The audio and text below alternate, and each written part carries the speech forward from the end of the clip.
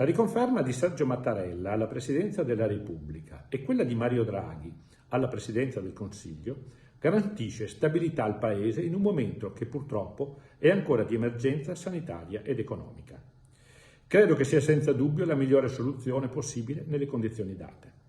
Nel pomeriggio ci accingiamo pertanto a votare Mattarella per il suo secondo settenato. Questo scrutinio dovrebbe avere successo, i leader politici hanno trovato l'intesa su Sergio Mattarella, quindi nel chiedere al Presidente della Repubblica un altro mandato. È un grande sforzo, un grande sacrificio che viene chiesto al Presidente, anche il segno di una profonda difficoltà della politica, di una profonda difficoltà a trovare una figura nuova che mettesse insieme tutte le forze politiche. È evidente però che viene sconfitta la linea di chi, come Matteo Salvini, ha provato nei giorni scorsi a fare il kingmaker, quindi ad eleggere un presidente di parte in un momento in cui il Paese ha bisogno di stabilità, ha bisogno di una situazione in cui non ci siano i soliti litigi, le solite beghe, e soprattutto in un Parlamento che non aveva una maggioranza chiara, per cui un Parlamento in cui era evidente la necessità di condividere da subito una figura. Noi l'abbiamo chiesto fin dai primi giorni, fin da prima che iniziassero le votazioni,